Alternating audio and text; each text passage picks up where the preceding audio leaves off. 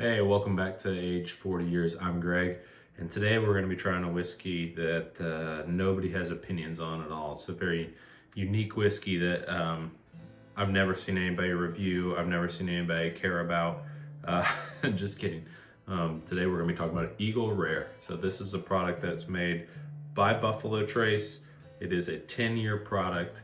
It is 45% alcohol by volume, and it is divisive. So, this is one that has been allocated for years. I live in South Carolina. It is very difficult to find here.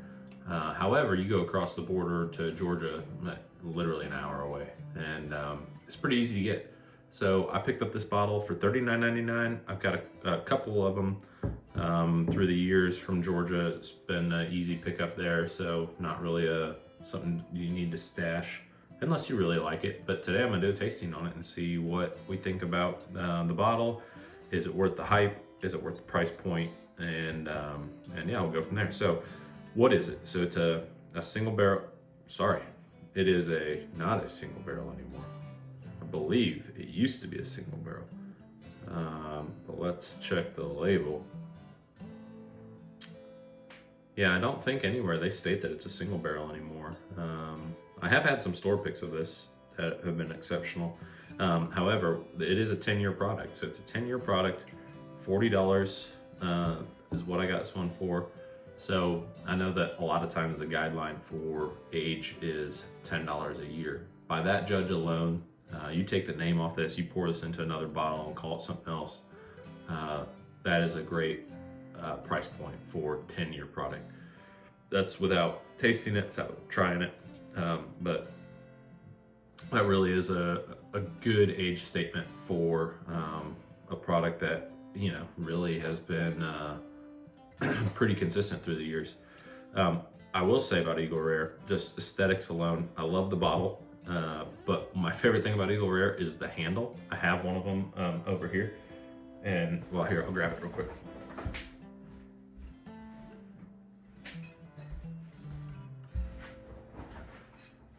The handle has got to be one of the coolest handles on the market. This thing is literally just a bigger bottle of Eagle Rare. It's a 175 of Eagle Rare, and it's huge. It makes this bottle look so small. And I don't know, there's something to me that I really like when companies make the handle the same, basically the same bottle as the regular bottle. And I mean, I know it's nothing unique about this bottle in particular about the shape or anything, but I just love how it's just a giant version of this bottle. So that's pretty cool. Another one that does that I'm not going to do a review of because I don't own it, but I don't really care for it, is the Willet pot still. The handle of that is so cool also. But back to this one. Now it feels so small. So Eagle Rare has been, like I said, it's been allocated for years. It's hard to find in a lot of places. You know, your mileage may vary, but certainly in South Carolina, very difficult to find. Shows up at store drops, but other than that, I mean, pretty rare. I think the reason is because Buffalo Trace has built up such a strong, they're the best marketers in the business. I have a degree in marketing, and they're exceptional marketers. They really are. The hype around Buffalo Trace, don't get me wrong, they make good product.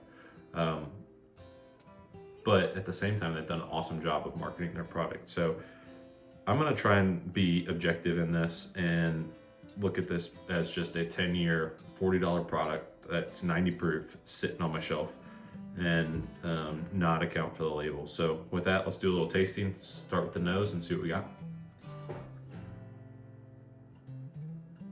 Now, I tell you, something about Buffalo Trace is that I learned watching other channels like SLB Drinks. I didn't know before I started watching them, or had never really picked up on the grape flavor. It's so true. Especially, you don't get it as much on the nose of this one, but you know it's gonna be there. So I'm automatically starting to pick that out. But the first thing that hits me on Buffalo Trace, or on Eagle Rare, excuse me, is the toasted marshmallow. I mean, to me, it is a sweet bomb. Like it smells. To me, it smells like it almost didn't fully ferment and that there's still just sugars in there just floating around. Trust me, I know the science of how whiskey works, but it tastes like somebody dipped a cake pop in here, and that's what it smells like to me.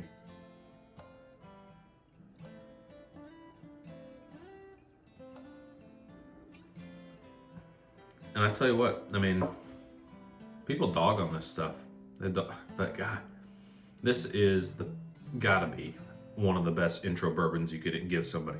It's so sweet, but it's delicious. It's not overly complex, but man, again, toasted marshmallow. You get some oak now because you get oh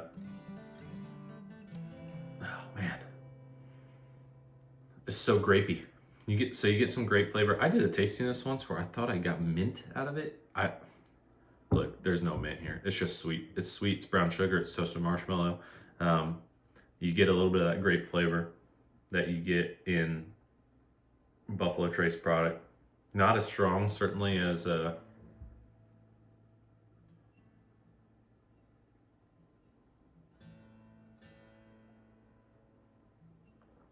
not as strong of grape as like a actual Buffalo, like regular Buffalo Trace, but it is grapey a little bit, but mostly just sweet. I mean, that thing is confectionery and a toasted marshmallow bomb like crazy. And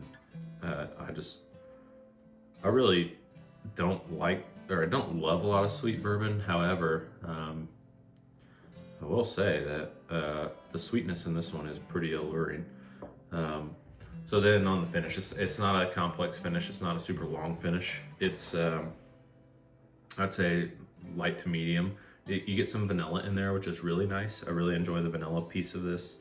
But I'd say that overall, it's an easy drinker. I mean, this is a great product to introduce somebody to as their first neat sip because of how sweet it is.